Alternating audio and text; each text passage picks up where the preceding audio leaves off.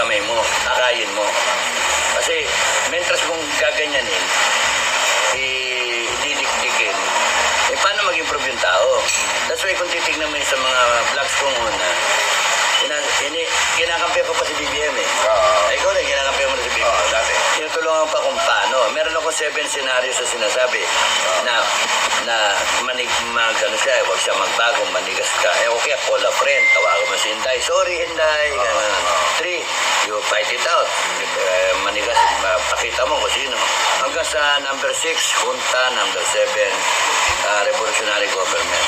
Kung saan ka lalagay dyan, nasa iyo yun. Ikaw gumawa niyan, hindi naman ako eh. Ikaw yung tumakbong presidente, hindi ako. Ikaw yun nangako, hindi ako.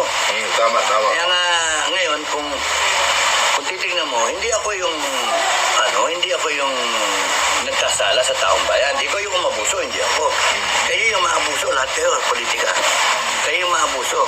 Ang gusto ng taong bayan ay iparamdam, ipaalala yung karapatan ng taong bayan. Karapatan namin yun. Bakit? Sabi ko nga, we the sovereign Filipino people. Ang bansang Pilipinas, wala yan. Hindi yan pupuntahan pagka walang mga Kastila, walang mga Pilipino na nakita nila na yan, pwedeng gawing alipin. Walang government of the Philippines kung walang Pilipino. Walang constitution na 1987 kung walang we the sovereign Filipino people. Do ordain and promulgate this constitution. Ibig sabihin tayo ang dahilan kaya nandyan yung constitution. Kaya kayong mga gagong politiko, huwag niyong gagamitin yung constitution para supilin yung taong bayan. Gunggong kayo. Kami nga do ordain and promulgate this constitution. Kayo, kalabaw kami, pinadapo kayong mga langaw, binigyan namin kayo ng karapatan na mamuno. Pinairam namin sa inyo yung pagkakataon na manilbihan. Kaya ayoko nga ng politiko. Bakit?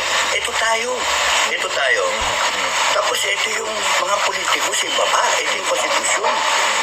Nandito ka ang konstitusyon, ito ang mga gobyerno, presidente, taon dala. Nandito ka, ang sarap ng buhay mo. Bababa ka dito para magpatakbo ng bansa. Para kang second class citizen. Para kayo